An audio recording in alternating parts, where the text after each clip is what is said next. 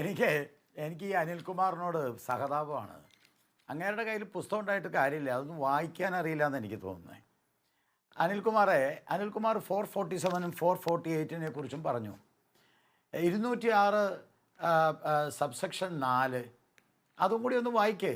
ഞാനിത് 3 കാരണം ഇതൊക്കെ ഈ ആളുകളെ പറ്റിക്കാൻ വേണ്ടി ഒരു പുസ്തകം എടുത്തു തന്നിട്ട് അത് വായിക്കാതെ ആ പുസ്തകമുണ്ട് ഇത് വെച്ച് എന്താ ചെയ്യാൻ പറ്റുക എന്നൊക്കെ ചോദിച്ചല്ലോ. ഞാനത് വായിക്കാം കൃത്യമായിട്ട്.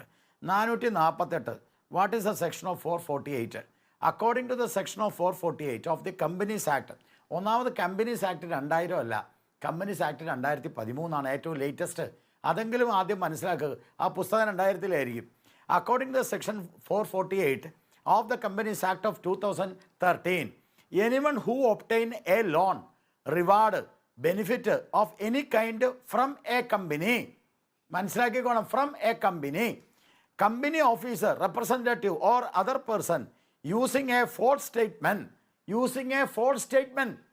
or other person or document, or who give another person a false appearance of title or obligation shall be subject to punishment. ഇനി നിങ്ങൾ 447 വരണം. എന്താ 447 എന്ന് പറയുന്നതും ഇതുപോലെ തന്നെയാണ്. അതതിൻ്റെ പണിഷ്മെൻ്റാണ് 447. ഞാൻ punishment four fraud under the section of 447 of the companies act. ഈ 447 ഓഫ് ദ കമ്പനീസ് ആക്ടിൻ്റെ പണിഷ്മെൻറ്റ് സ്വാഭാവികമായിട്ടും എന്താണ് ഈ 447 എന്നുള്ളത് ഞാൻ സൂചിപ്പിച്ചു. ഈ 447-ൻ്റെ മറ്റേ വയലേഷൻ നടന്നിരിക്കുന്നു. ഒരു ഓഡിറ്റ് റിപ്പോർട്ട് പോലും ഇല്ല സർ. ഇപ്പം നിങ്ങൾക്കറിയോ, ഓഡിറ്റ് റിപ്പോർട്ട് കൊടുത്ത ഓഡിറ്റ് റിപ്പോർട്ടിൽ ഓഡിറ്ററുടെ ഒപ്പ് പോലും ഇല്ല. അതുകൊണ്ടാണ് ട്രാൻസാക്ഷൻസ് ആർ ഫ്രോഡിലൻഡ് എന്നാണ് ആ റിപ്പോർട്ടിൽ പറഞ്ഞിരിക്കുന്നത്. അപ്പോഴാണ് ചോദ്യം, ഈ ആർ ഒ സിക്ക് ഇത് എടുക്കാനുള്ള അവകാശമുണ്ടോ? ആർ ഒ സിക്ക് ഫൈൻ ഇടാനുള്ള അവകാശമുണ്ട്. അവർ ഫൈൻ ഇട്ടു 2 ലക്ഷം. നിങ്ങളുടെ വീണ വിജയൻ്റെ മകൾക്ക് ഫൈൻ ഇട്ടത് പത്രത്തിലുണ്ടല്ലോ, വായിച്ചില്ലേ? എന്നിട്ട് അവരൊരു റിപ്പോർട്ട് കൊടുത്തു. ആ റിപ്പോർട്ട് എന്താ? ആ റിപ്പോർട്ടിലാണ് ഇത് ഫ്രോഡിലൻ്റ് ട്രാൻസാക്ഷൻ ആണെന്നും കമ്പനീസ് ആക്ടുമായി ബന്ധപ്പെട്ട 447 448 എല്ലാം ഈ ഫ്രോഡിലൻ്റ് ട്രാൻസാക്ഷൻ അത് കൃത്യമായി PMLA ആക്ടിൻ്റെ ഒരു മിനിറ്റ് ഫ്രോഡിലൻ്റ് ട്രാൻസാക്ഷൻ ആണെന്നാണ് ബേസിക് ആയിട്ടുള്ള അവരുടെ റിപ്പോർട്ടിൽ പറയുന്നത്. ആ റിപ്പോർട്ട്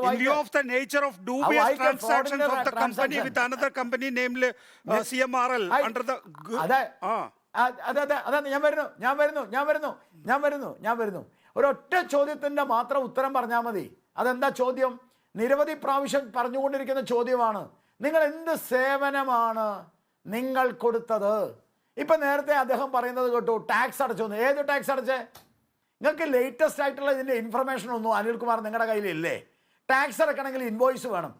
ഇൻവോയ്സിന് വേണ്ടി ഒരു RTA, കർണാടകയിലെ ഒരു RTA പ്രവർത്തകനും കേരളത്തിലെ ഒരു RTA പ്രവർത്തകനും കൂടിയിട്ട് കടലാസ് കൊടുത്തു. ഇൻവോയ്സ് ഇല്ല, ഇൻവോയ്സ് വെളിയിൽ വന്നിട്ടില്ല. എന്നാൽ ധൈര്യമുണ്ട് നിങ്ങൾ ഈ ടാക്സ് അടച്ചവുമായി ബന്ധപ്പെട്ടുള്ള ഇൻവോയ്സ് നിങ്ങൾ കാണിക്ക്. എന്ത് സേവനമാണ് ഈ കമ്പനിക്ക്, CMR ഈ കർത്തയുടെ കമ്പനിക്ക്, കരിമണൽ കമ്പനിക്ക് എന്ത് സേവനമാണ് എക്സാലോജിക്ക് ചെയ്തത്? നിങ്ങളത് പറഞ്ഞാൽ മതി. വളരെ കൃത്യമാണ്. എഗ്രിമെൻ്റ് ഉണ്ട്, സുതാര്യമാണ്. എഗ്രിമെൻ്റ് ഉണ്ടെങ്കിൽ നിങ്ങൾ ആ എഗ്രിമെൻ്റ് കൊണ്ടുപോവാ. 5 നിങ്ങൾക്കറിയാലോ എത്ര കോടിയാണ് മറ്റേ വീണ വിജയൻ മേടിച്ചതെന്നുള്ളത് എല്ലാവർക്കും അറിയാം. കമ്പനിക്ക് കിട്ടിയത് 3, വീണ വിജയന് കിട്ടിയത് 5. അപ്പോൾ ഇതുമായി ബന്ധപ്പെട്ട് എന്താണ് എഗ്രിമെൻ്റ്? നിങ്ങൾ ആ എഗ്രിമെൻ്റ് വെളിയിൽ കൊണ്ടുവന്നാൽ പോരെ.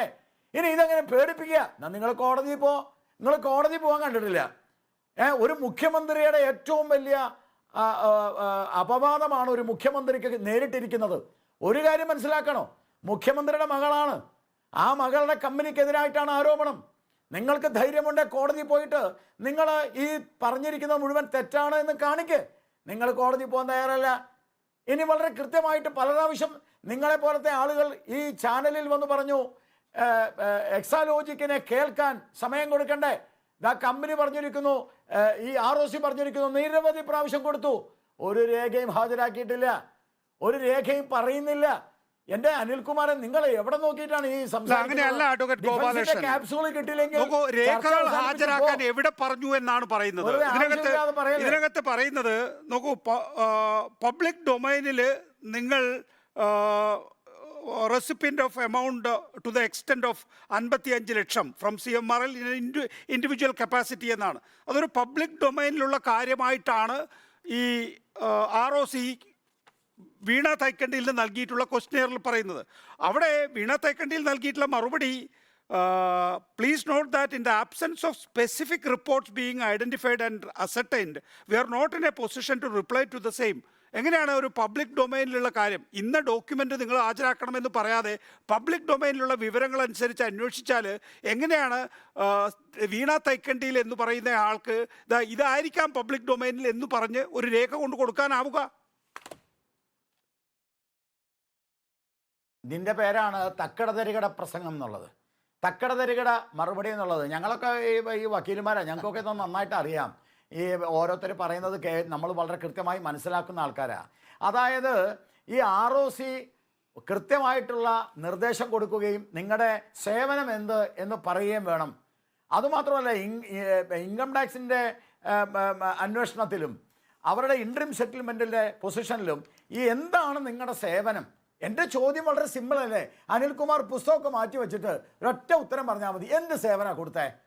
അതങ്ങ് വെളിയിൽ കൊണ്ടുവരാൻ പറ. വീണ വിജയനും കേരളത്തിലെ മറ്റ് ഉത്തരവാദിത്തപ്പെട്ട CPM ആളുകളും കൊടുത്ത എന്താണ് സേവനം അതങ്ങ് പറയാൻ പറയാം. ശരി,